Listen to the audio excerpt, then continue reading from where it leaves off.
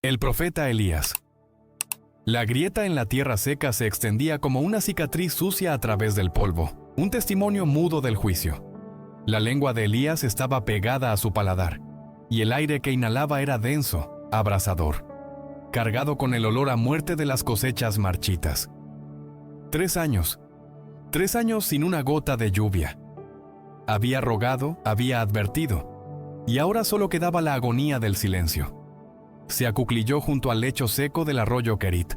Antes este era su refugio, un lugar de paz alimentado por aguas milagrosas y pan entregado por cuervos. Ahora era solo piedra y arena.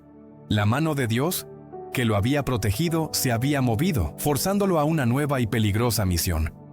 Elías sabía que el rey Acab no lo buscaría para un reencuentro cordial. Lo buscaría para matarlo. Una ráfaga de viento caliente levantó arena y paja, azotándole la cara. Era la hora. Era el momento de enfrentarse al poder oscuro que había consumido a Israel. Jezabel, Acab y sus cientos de profetas de Baal. Se puso en pie, su túnica de pelo de camello ondeando como una sombra severa contra el sol de la tarde.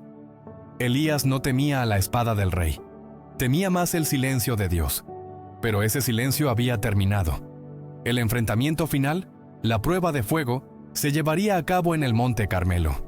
Capítulo 1. El exilio silencioso y la viuda de Sarepta.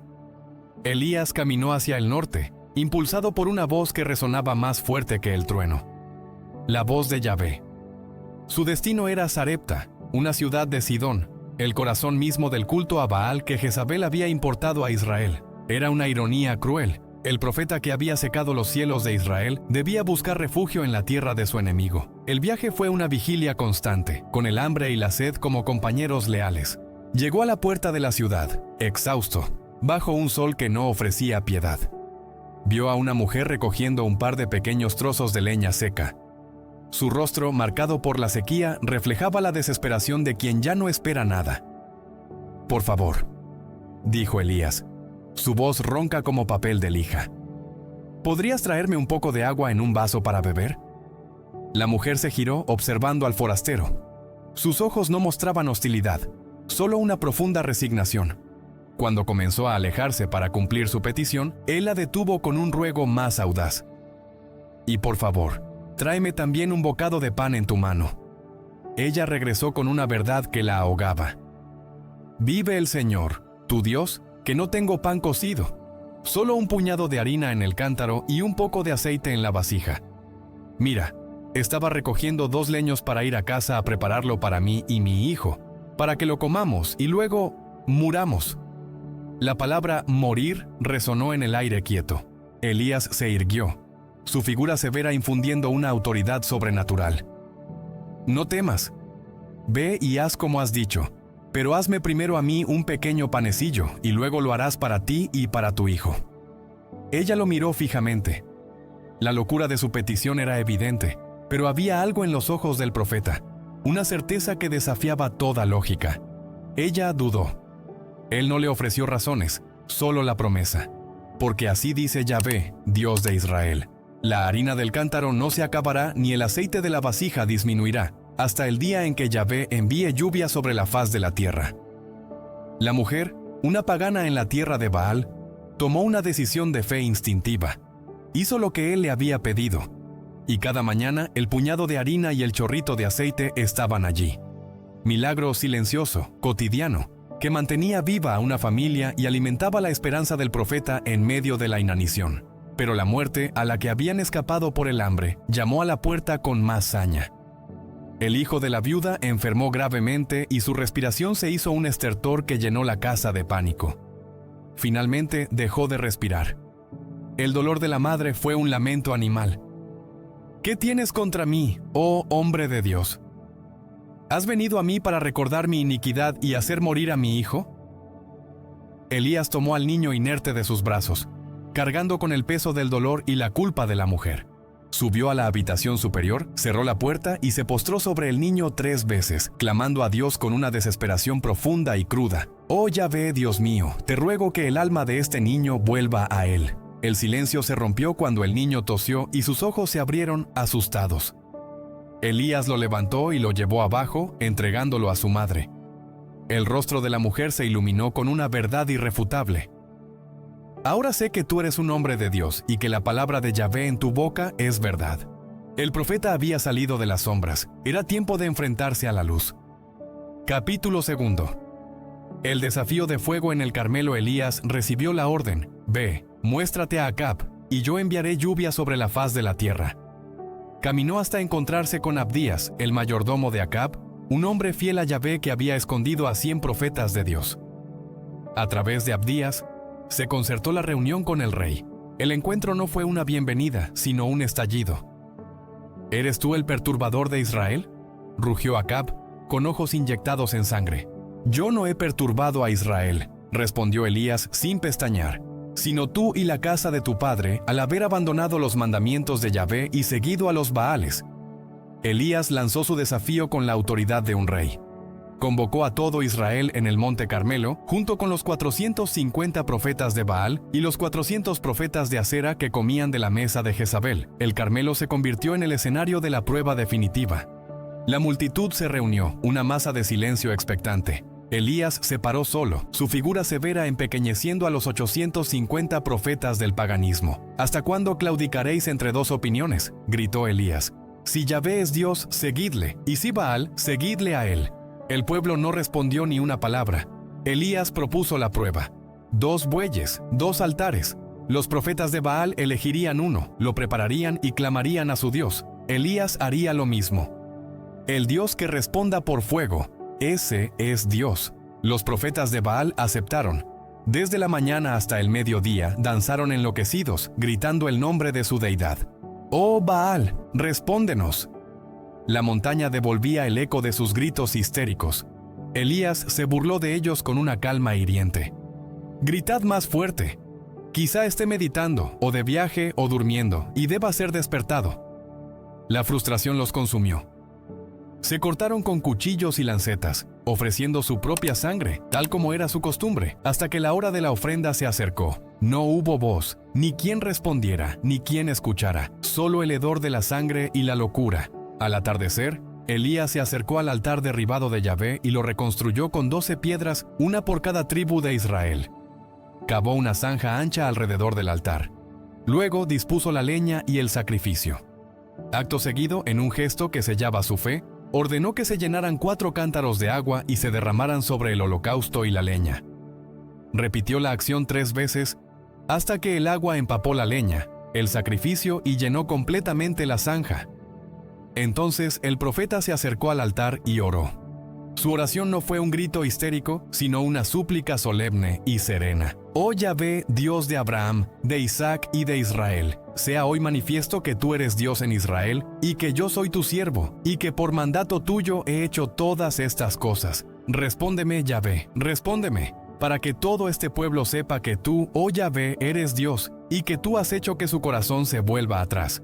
El silencio se rompió con un rugido sobrenatural. El fuego de Yahvé descendió.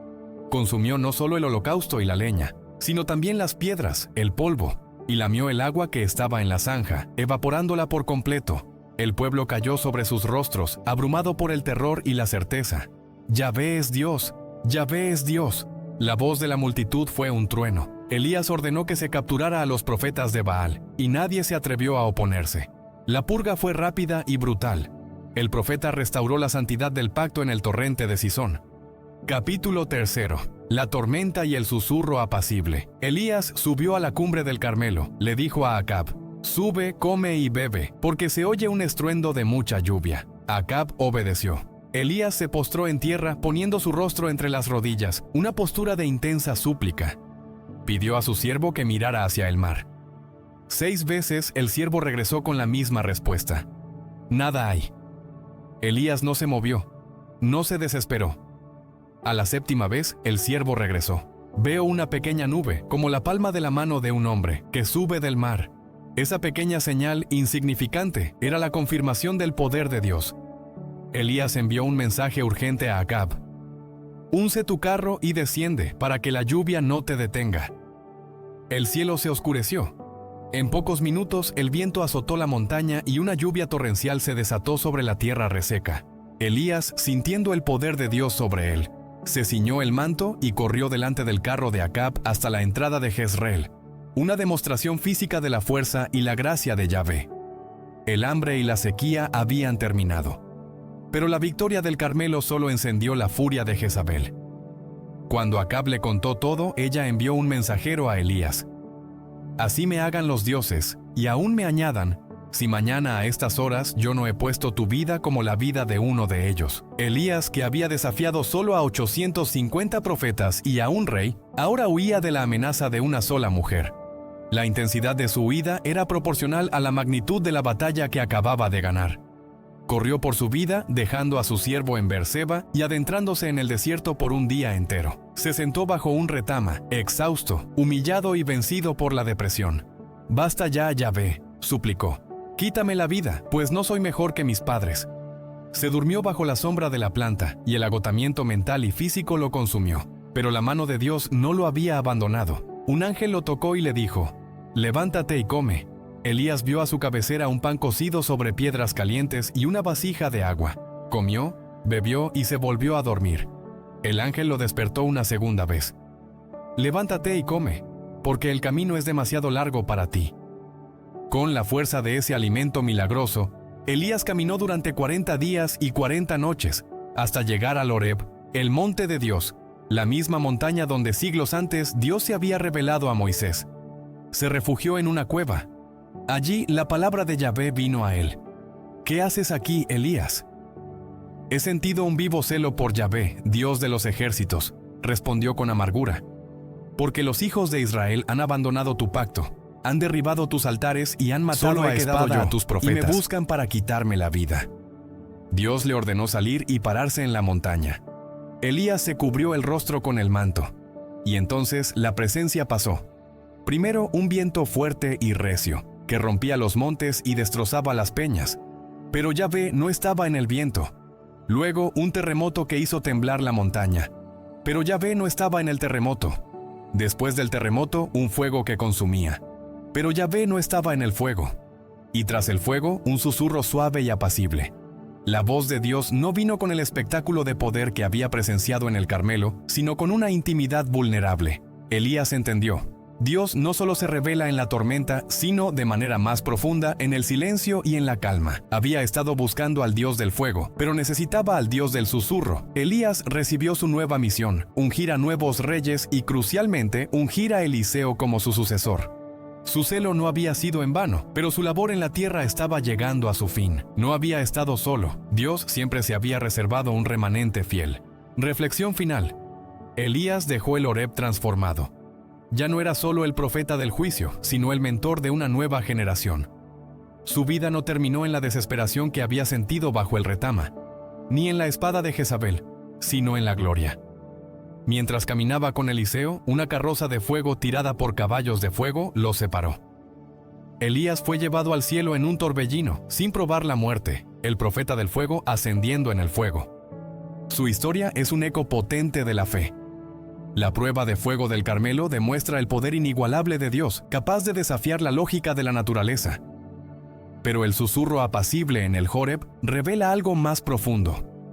La necesidad del creyente de buscar a Dios no solo en los grandes milagros y victorias ruidosas, sino en la quietud íntima del alma, donde la verdad y la dirección son comunicadas con una certeza que ni el viento, ni el fuego, ni la amenaza de muerte pueden apagar.